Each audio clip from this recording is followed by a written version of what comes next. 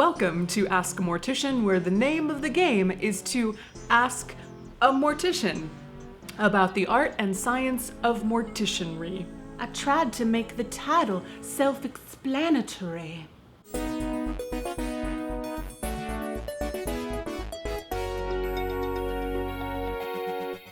This month's questions are from Instagram, where I just hit 20,000 followers. My Instagram is still not that good, but you guys sure are. What's the required schooling for hair and makeup on dead bodies, or is a mortician required to practice all levels of care? I know there are a lot of people who are already makeup artists and are thinking to themselves, You know what I also like? Corpses. Why don't I put the two together? I'll be like Jamie Lee Curtis in My Girl. unfortunately, it's very rare that a funeral home will hire someone just to do makeup or hair. Usually they'd want you to also go to embalming school, do an apprenticeship, and be able to be responsible for all aspects of care for the dead. In mortuary school, we had a class called Restorative Art, which involved making fake ears and also using mortuary makeup specifically designed to be applied to embalmed skin. But honestly, you end up just using a lot of drugstore makeup as well. What are some of the oldest naturally preserved corpses? Naturally preserved. Interesting. One of the most famous, really old naturally preserved corpses is Ötzi the Iceman. He was found in 1991 by some German tourists hiking in the Alps, and they were like, "Oh no, we found a body of a fellow hiker," except that he was well over 5,000 years old. I love stories like that. Ötzi was so well preserved that they know so much about him, like he was lactose intolerant and ate red deer meat and worked in copper smelting and has 61 tattoos. But Ötzi is not the oldest. Chile is actually really known for its 6,000 to 7,000-year-old mummies due to its cool, dry climate. But it's possible there are other bodies yet to be discovered in places of extreme ice or extreme heat that allowed the bodies to be naturally preserved for that long. Have you ever had an experience in the funeral industry that was too morbid for you to handle? No. Look, every mortician has things they handle better and worse than others. Mold growth on scrotums is a thing I don't like.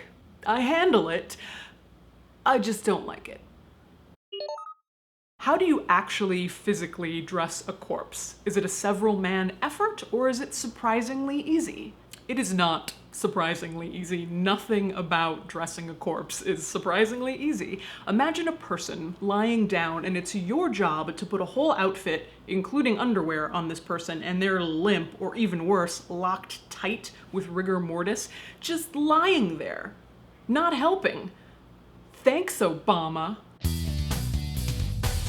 For obvious reasons, how easy it is to dress the dead body is going to depend on whether or not it's a 100-year-old, 90-pound woman or a 6'5", 30-year-old man. Some funeral homes think that fully dressing the dead body with the clothes that a family brings in is more trouble than it's worth, and they'll cut either the collared shirt or the dress all the way up the back and drape it over the front of the person, hospital gown style, tucking in the fabric underneath the body for a viewing. I have never cut clothes, but choosing to keep the clothes intact does make it a little bit harder, and it really helps if you have two people, because you can roll the dead body to the right side, put one arm in, tuck the fabric underneath, roll the body to the left side, pull it out, put it on the other arm.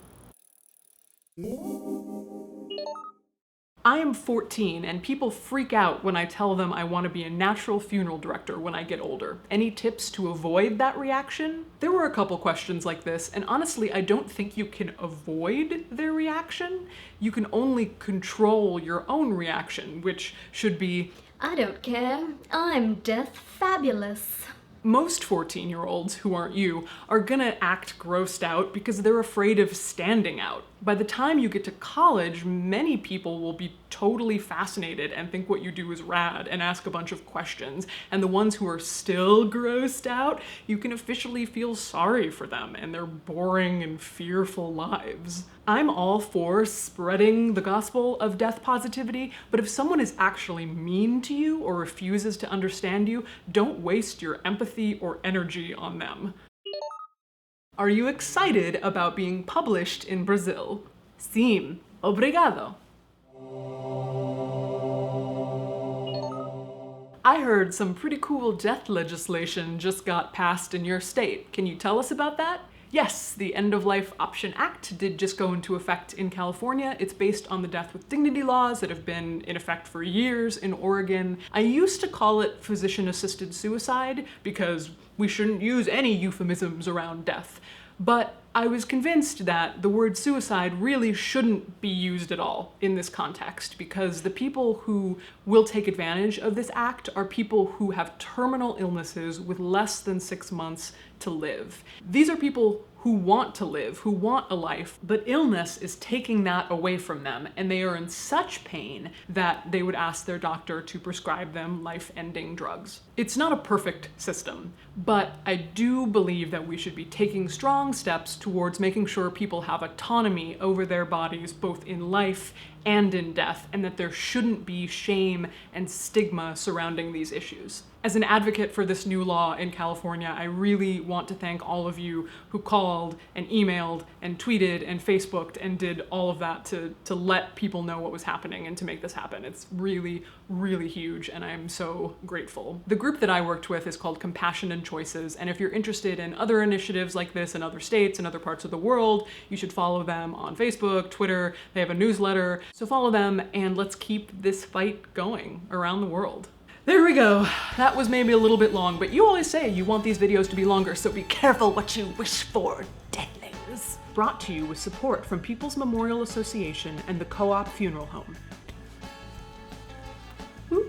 And donations from viewers like you.